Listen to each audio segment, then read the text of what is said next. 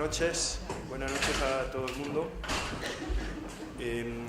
Esta noche tenemos el privilegio de contar con Fatema Al, que nos va a hablar de la conferencia La Route des Épices. Fatema es una chef marroquí propietaria del restaurante La Mansuria en París. Voy a pasar la palabra a Leila Hayat, que es la presidenta de la Cámara de Comercio de Industria y Servicios de Marruecos en España. Gracias. Buenas tardes a todos. Gracias por acudir a esta cita. Desde la Cámara de Comercio queremos haceros un poco compartir otra visión de un Marruecos que es una historia en Marruecos, que es el arte culinario marroquí. A través de esta ruta con Fatema Al vais a entender la parte de Marruecos que poca gente conoce, que es el arte de vivir marroquí, con todas las tendencias, la historia de este arte de vivir, y vais a ver un poco a través de este viaje que vais a hacer con la señora Al, cómo se ha cruzado la historia de Marruecos con la de España y todas las diversas influencias que han ocurrido en este proceso. Voy a dejar al señor Néstor Montoya, que es miembro de la Junta Directiva de la Cámara de Comercio de Marruecos, presentaros a la señora Fatema Al. Muchas gracias por vuestra presencia. Hola, buenas tardes.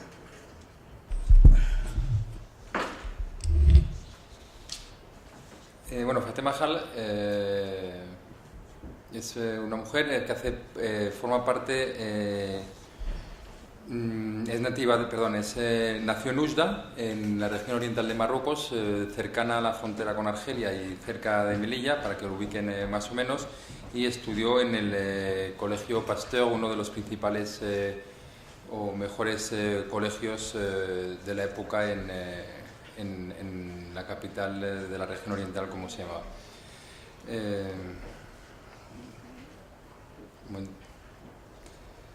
Es que no me pega.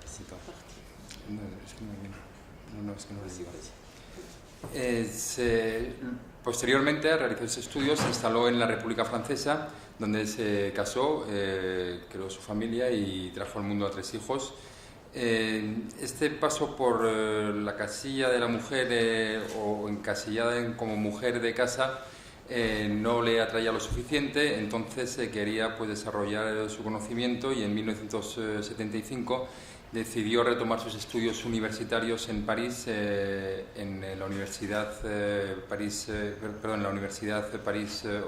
a Vincennes. Paralelamente preparó una licencia de literatura árabe para continuar con los estudios que había venido desarrollando o sus inquietudes que habían venido desarrollando desde su juventud. Militó en los consejos de los barrios de la región parisina y dio cursos de árabe y de animación cultural en el grupo escolar Jean-Jacques Rousseau en Argenteuil. En 1966 comenzó a trabajar como intérprete en los hospitales de los servicios de inmigrantes. Un año más tarde, en 1977, fue nombrada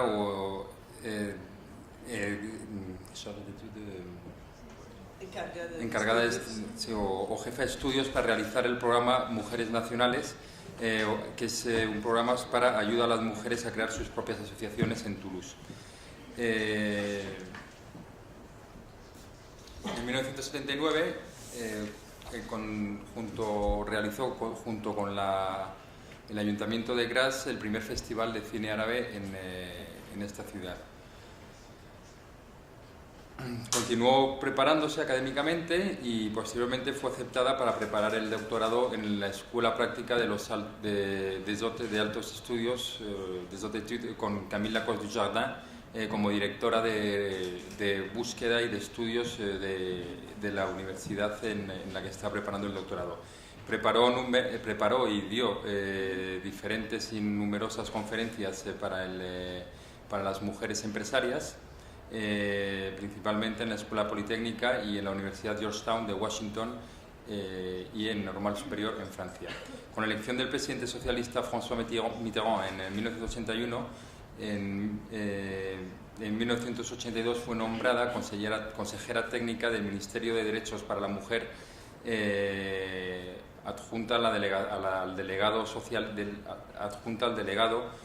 de la ministra socialista Yvette Roudy. Durante este periodo realizó un estudio sobre la mujer y las jóvenes a la Goutte d'Or, no tiene traducción literal. Es en 1984 cuando creó su propio restaurante, La Mansuria, sin ninguna ayuda y vendiendo comidas por encargo y haciendo uso de microcréditos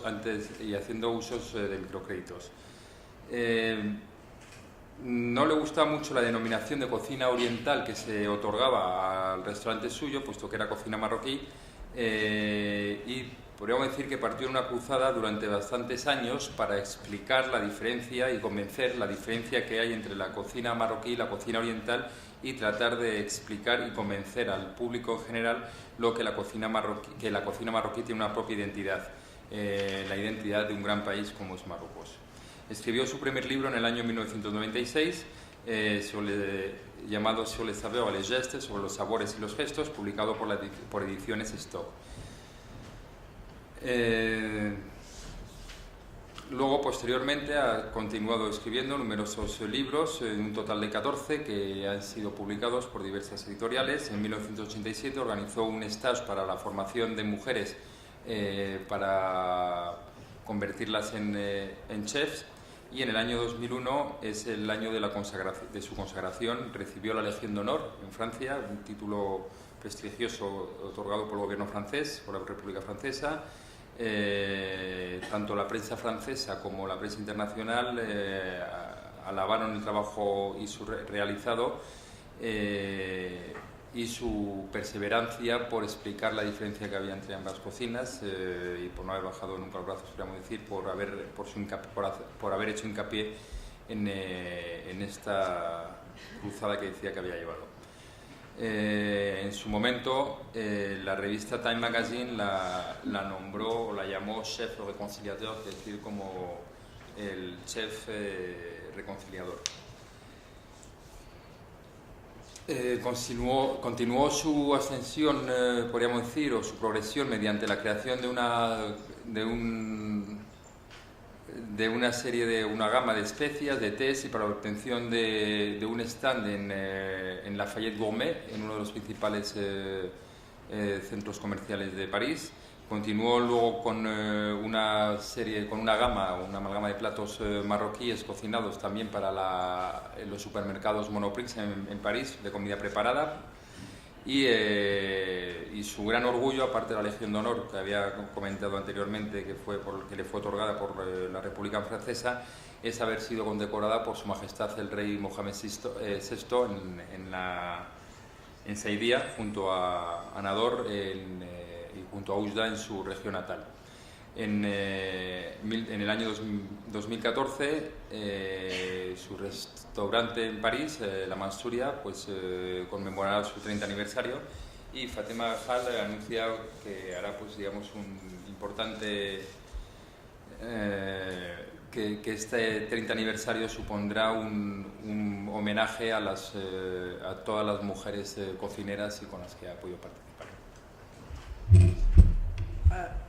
Fatema Hall es una mujer, una vida, un arte. Fatema Hall pertenece a esas mujeres de cual no nos cansamos de contar la historia. Es el ejemplo mismo de la self-made woman capaz de tener éxito donde no se espera a una mujer marroquí, y que cambia todos los formatos y los prejuicios. Tiene carrera, está comprometida, es militante, es mundialmente conocida para defender la gastronomía marroquí como parte de nuestro patrimonio cultural e histórico que hacían nuestras madres y nuestras abuelas. Ha llegado a su sueño preservando los secretos de una cocina muy antigua y muy tradicional. Para Fateh Mahal, la cocina es un gran enlace que se deja a la humanidad. Fateh Mahal, por favor.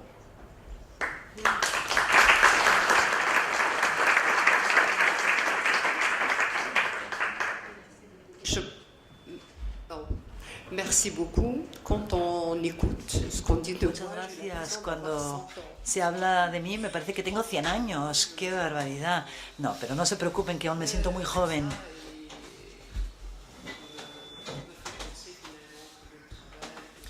Cuando oigo todo esto pienso realmente que el trabajo es algo fundamental en la vida. Il faudrait... Voilà.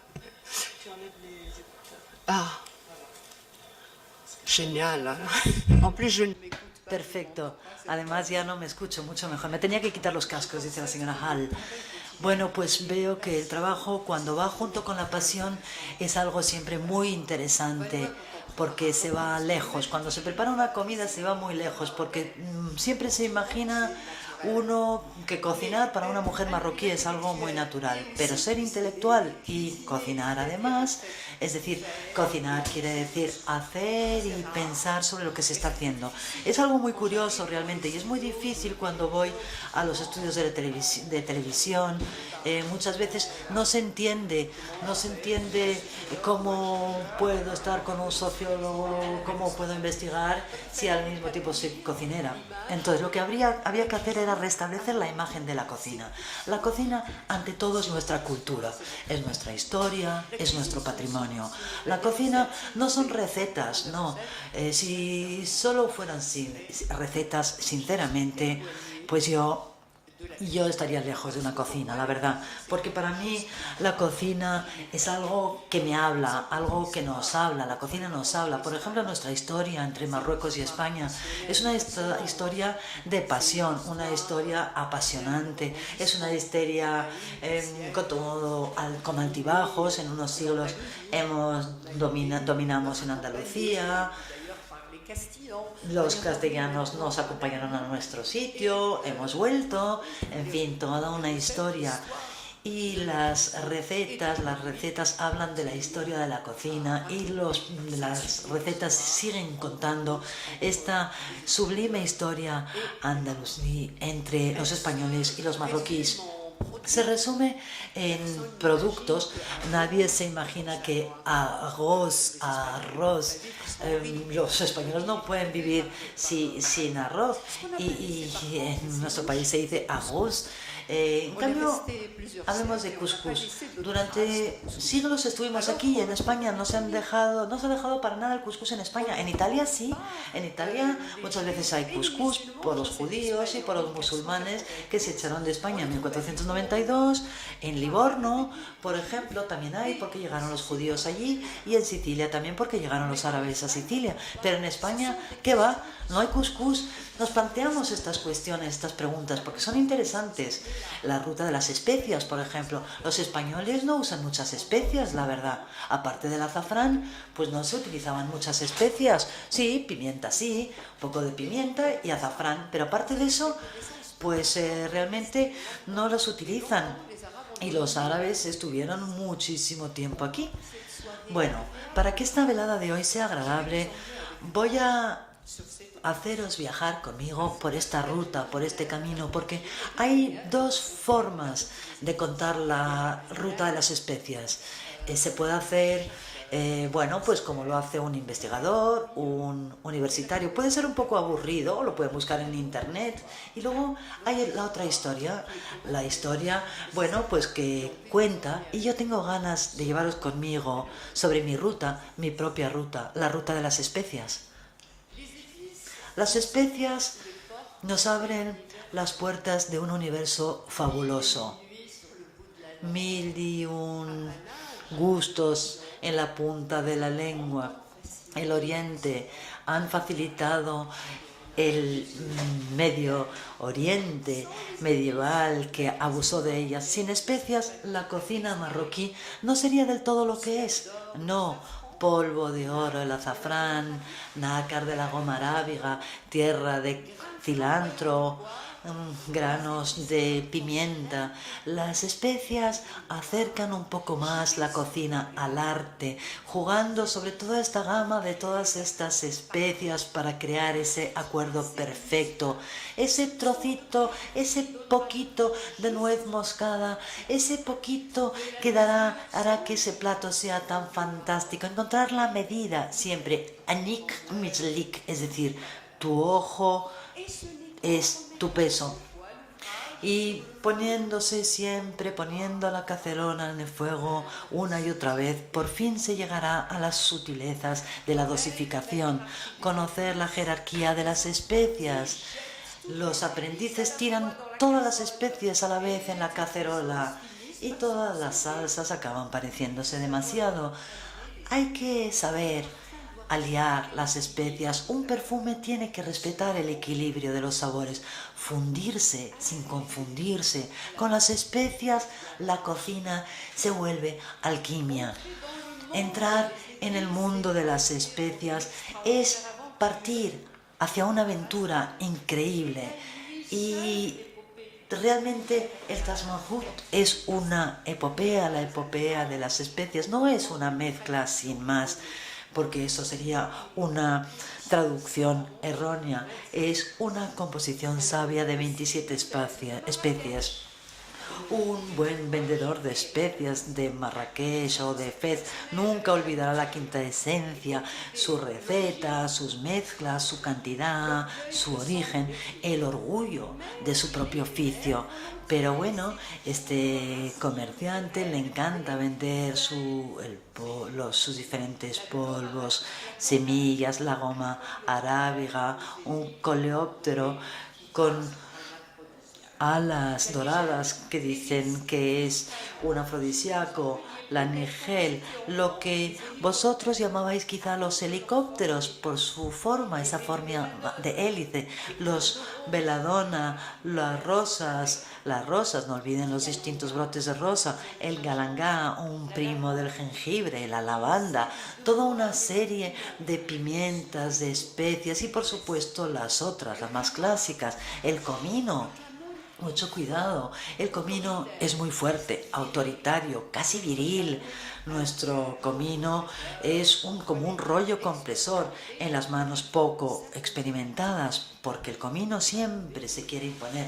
Tendrán que tener mucho cuidado para que ceda su lugar a otras especies. La canela, hoy la canela, qué seductora es, seductora como una mujer muchas veces, puede ser violenta también, es la especia femenina por excelencia. El jengibre, se dice que es afrodisíaco el jengibre, pero los amores pueden ser amargos si la mano llevada por mucho amor le tira en el tajín demasiadas especias, demasiado jengibre, porque claro, la perfección puede llevar a una salsa perfecta, pero también puede estropear el plato. La frontera es muy sutil, imperceptible. Un proverbio dice que el burro no huele el jengibre. Y para poder dosificar el caprice raison, el joven cocinero tendrá que luchar muchísimo antes de poder gritar victoria. El azafrán, bueno, pues desde luego el azafrán siempre pone este color de sol en los dedos, ese pistilo del crocus, el azafrán originario de Ouarzazate y que venía de países más alejados, recogido con muchísimo mimo, con gran meticulosidad, antes de que se levante el sol. Tiene un precio muy alto. Hay comerciantes que lo mezclan a veces con trocitos de maíz, pero desde luego es muy diferente. Hay que tener cuidado porque muchas veces si se frota y tiene aceite es falso y entonces es un timo cuando te lo venden, pero tiene ese perfume, el azafrán, ese olor que nos embruja, que nos recuerda esos veranos, y la cocina, la más pálida, inmediatamente coge los olores y los colores de Oriente. En cuanto al cúrcuma, el cúrcuma a veces se dice que es un rival del azafrán, no lo es en absoluto. Se dice que viene, perdónenme, de España, no tiene sabor. El azafrán, desde luego español, es maravilloso, pero hay un colorante que es muy malo y que se vende en Marruecos y que dicen que es de España. Erróneamente lo venden en unos sobrecitos y realmente estos sobrecitos, este polvo ha llegado a Marruecos, y a veces entre el auténtico azafrán y el azafrán de mentira hay dos azafranes. Hay que reorganizar la cultura del crocus en el sur de Marruecos. Habría que comprar el verdadero azafrán. El español podría ser algo que se exporta mucho y perfumar nuestros platos, desde luego. El cúrcuma a veces se presenta como el azafrán del pobre. Es una especia más democrática, es verdad, que tiñe y perfuma los platos. El cúrcuma y el azafrán son muy diferentes, no tienen ni el mismo aroma ni el mismo color, ni por supuesto tienen la misma textura. El cúrcuma se casa perfectamente en las recetas de todos los días, con trozos que hierven mucho tiempo bajo la tapa de la cacerola, y con otras especies se exalta mucho el cúrcuma. En cuanto a la nuez moscada,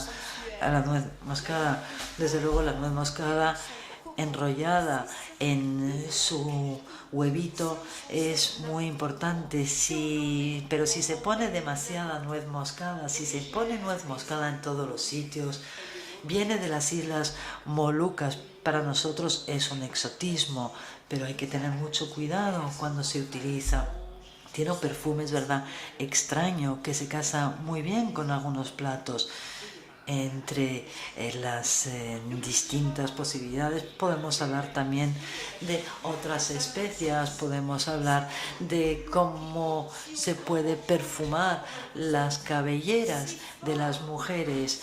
Es una especia que es analgésica también contra el mal de dientes.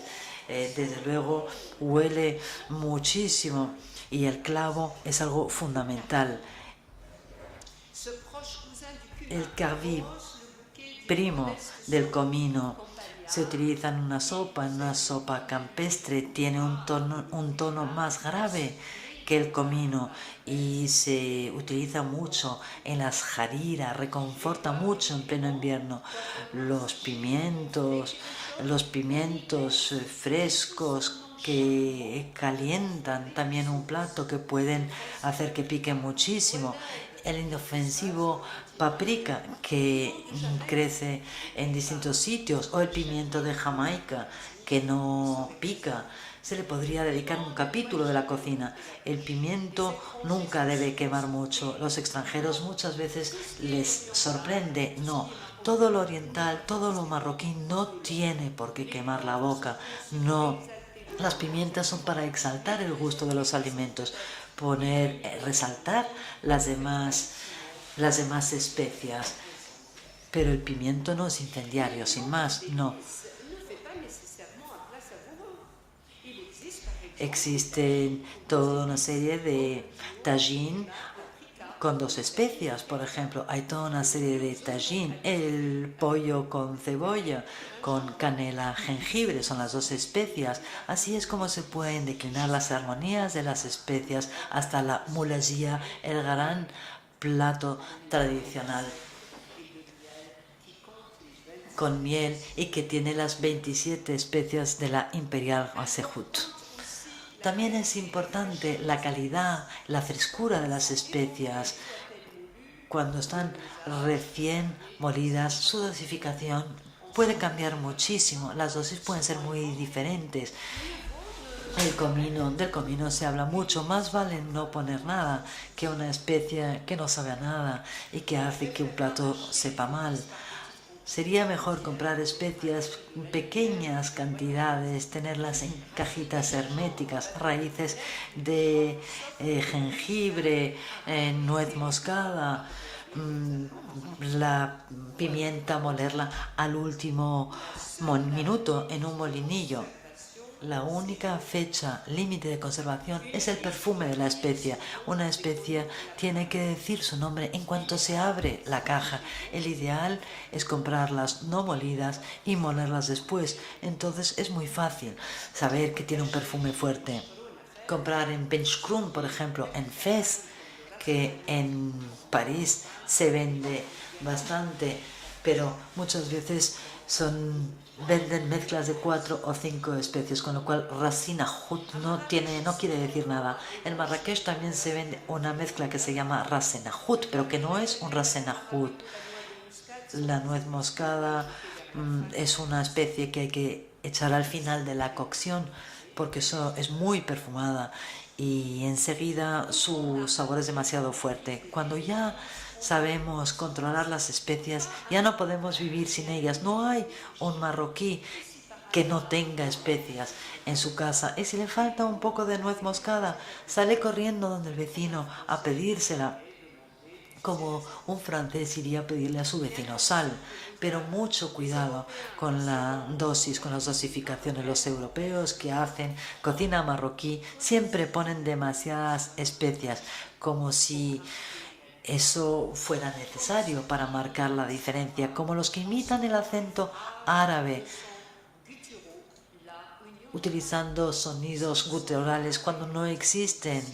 Desde luego, no por grandes oposiciones se lleva grandes diferencias, sino que hay que hacer una serie de signos imperceptibles. Las especies se tienen que acordar también con un mismo diapasón. Las especies se tienen que comparar a una danza y no a un trance.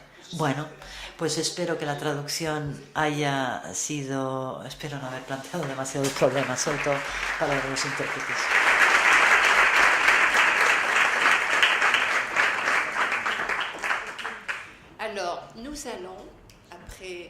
Pues entonces, después de la presentación que ha mostrado que soy mucho más vieja que lo que parece tras la presentación que se ha hecho de mí, después de este texto que espero que acerque los marroquíes a los españoles, ahora vamos a entrar en el mundo del couscous con un pequeño documento que he realizado para vosotros y para otros amigos.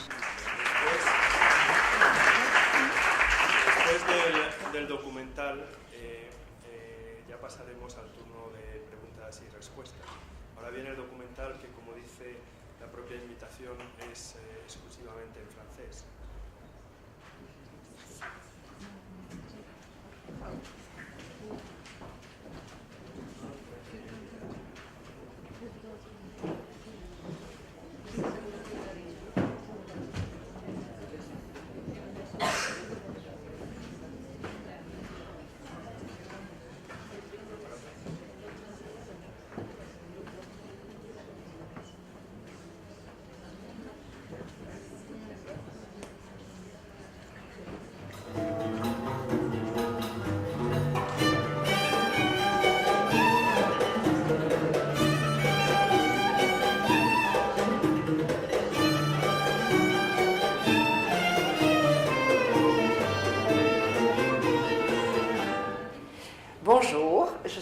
Buenos días, es un placer estar con vosotros para hablaros de un gran plato, un plato que está conquistando el mundo entero. Este plato es el couscous. Es el segundo plato preferido por los franceses. ¿Pero qué es couscous? ¿Cómo es? ¿Cómo se prepara? El couscous sin duda es bereber. Nació en el Magreb, pertenece tanto a los judíos como a los musulmanes, lo hay en Argelia, en Marruecos y en Túnez. Y en la Edad Media también se encontraba en los escritos que habían distintos escritos anónimos. También lo hay en Livorno, llegó con los judíos tras la caída de Granada, y en Sicilia porque lo llevaron los árabes. Y también hay en Brasil en donde se ha adaptado al gusto del país y se saborea con nuez de coco y con sémola de maíz. Y después vuelve a Francia en los años 50 con la primera emigración argelina. Y desde luego tiene mucho éxito a partir de los años 60 con la llegada de los Pieds Noirs. Y claro, en los años 80, 90 es cuando nos empezamos a interesar realmente al couscous, porque para los magrebíes, desde luego, es un plato, el plato de su identidad. El couscous no lo confundáis, queridos amigos franceses, con la sémola. Para vosotros muchas veces el couscous, cuando hay couscous y creéis que las dos cosas juntas con las legumbres, eso es el couscous. Pues no, el couscous ante todo es trigo, trigo duro. Trigo que va al molino, se le quita la cáscara, se trabaja la sémola con harina y con agua.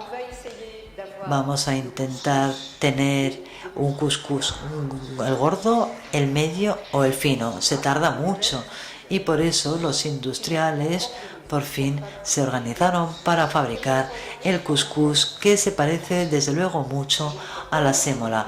Yo os propongo que preparemos juntos un couscous con pescado. Es una interpretación, vamos a utilizar gambas crudas, por supuesto, porque las gambas crudas tienen mucho más gusto que las gambas que compráis ya listas, cocidas. Vamos a utilizar también la cabeza de este congrio. Piden ustedes a su pescadero, pues cuando compran gambas, que le regale una cabeza. Bueno, el couscous no va a ser muy caro. Necesitamos este aparato con la parte de abajo y la parte de arriba. Todos sabéis lo que es una couscousera, una couscoutera, con estos agujeros para que el vapor pase para cocinar nuestro couscous.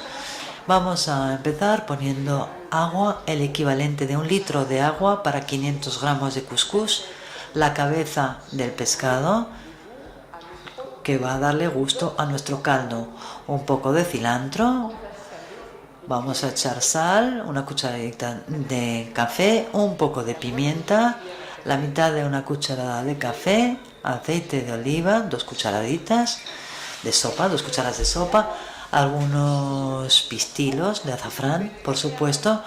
Podéis sustituirlo con cúrcuma, o sea que 4 o 5 tomates enteros, cebollas.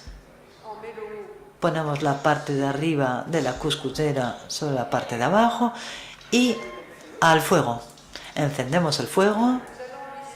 Vamos a dejar este caldo unos 10 minutos. Después lo probaremos a ver cómo está y después, mientras tanto, preparamos las gambas. Para las gambas necesitamos un poco de aceite de oliva. Ponemos directamente las gambas peladas, los tomates que están cortados ahora, ajo pelado entero, 4 dientes de ajo, un poco de cúrcuma, esta vez pueden poner azafrán si quieren, las cebollitas también, aquí que les van a dar un poquito de gusto a las gambas. Y no se olvida uno de la sal, por supuesto, limón, aquí está. Vamos a poner todo esto en el fuego, esperamos, no olviden mover de vez en cuando. Ahora vamos a ver cómo está el caldo. El vapor es extraordinario, desde luego podemos empezar a preparar el couscous. Nuestro caldo, aquí está, tiene muy buena pinta, la verdad. Está caliente, está bueno, muy perfumado. Francamente, el cilantro con el pescado es fabuloso. Y bueno, aquí, ¿qué tenemos? Aquí tenemos... Están cantando las gambas, cantan. Aquí están, se están poniendo rositas. Vamos a dejarlas un rato, luego las quitamos. Dejaremos el ajo y el tomate solitos después. Sacamos las gambas, aquí están. Ya, hasta la última, aquí las tenemos, todas fuera, las gambas, todas aquí, y que tengan sitio el ajo y el tomate, los tomates son tomates cereza. Vamos a poner las gambas aquí para que se queden calentitas. Y bueno, tercera fase es el couscous, lo último, hemos comprado couscous ya preparado. Aquí lo tienen, poquita agua y damos vueltas para que se hinche el cuscús. 500 gramos, desde luego pueden doblar o triplicar de volumen. Lo vamos a poner en la parte de arriba de la cuscusera y vamos a esperar a que el vapor suba y empiece a cocinarse. ¿Pasa el tiempo? Bueno, en cuanto ven que el vapor atraviesa los trocitos de cuscús, quiere decir que está cocido, y esto lo hacemos 3 veces. Se hierve 3 veces, se pone un poquito de aceite, se pone en la parte de arriba, miramos que pasa el vapor, lo quitamos, lo volvemos a poner 3 veces. Aquí la tercera vez ya está listo el cuscús, lo vamos a preparar para servirlo ya. En los 5 últimos minutos vamos a poner ahora las espinacas, porque estos cuecen muy rápidamente. Los ponemos aquí en el caldo. Van a hacerse muy pequeñita, todo lo contrario del cuscús. Estas se van a reducir muchísimo. En 2 minutos van a estar ya. Aquí lo dejamos con el congrio. Preparamos mientras tanto el cuscús ya está listo, ha doblado, ha triplicado incluso de volumen. Y bueno, vamos a poner entonces, tradicionalmente se puede poner al final o un poquito de aceite de oliva o mantequilla. Bueno, pues hasta ahora en el campo se sirve el cuscús aquí en estos platos, la gesa, platos de barro. Nosotros en cambio lo vamos a servir aquí en la porcelana china. Aquí se hace una especie de montañita. Vamos a pasar ahora directamente a la presentación. Con un bol hacen ustedes un agujero. Aquí ponen las espinacas en el centro.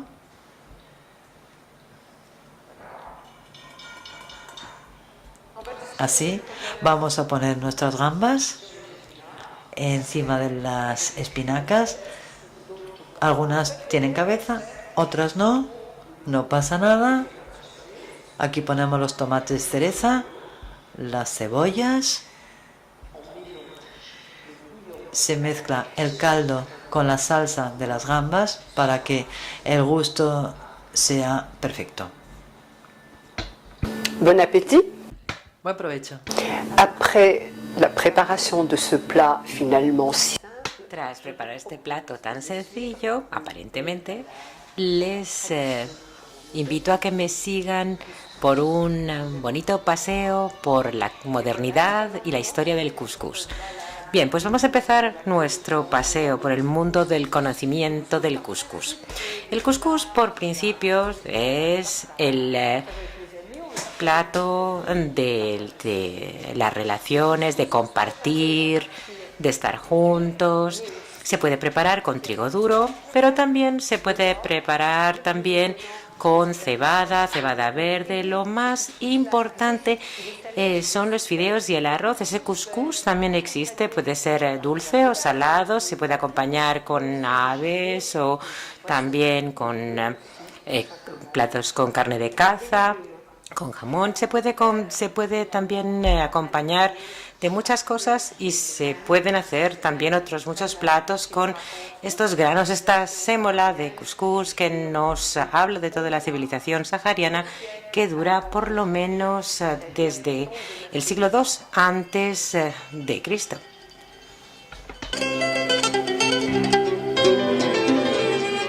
on ne peut pas parler. No se puede hablar del cuscús sin hablar de un cuento. Hace mucho tiempo un rey había perdido el gusto por las cosas. Todos los habitantes de su pueblo hacían lo imposible por prepararle las pastillas, las más ricas, los platos más deliciosos, y no había manera.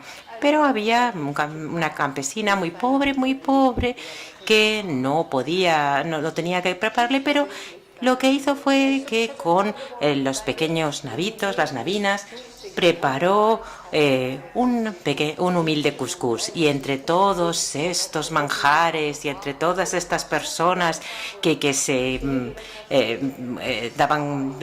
se peleaban por poder conseguir la atención del rey, se burlaban de ella, y ella, sin embargo, no se dejó intimidar, y ella consiguió abrirse paso entre toda aquella gente Llegó y vio, y el rey mientras tanto se quedaba indiferente ante todos aquellos manjares, pero luego él nunca había probado las nabinas, estos pequeños nabitos, y entonces dijo, pues esto hace tanto tiempo.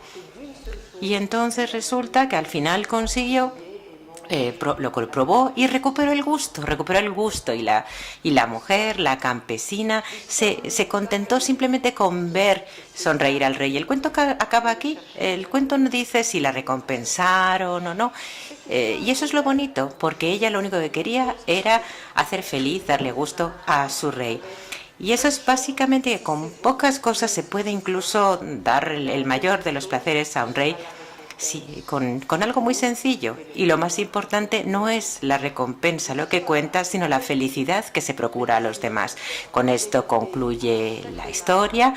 Muchísimas gracias por su fidelidad a fetemal.com y hasta pronto con otros cuentos y otras historias. Gracias.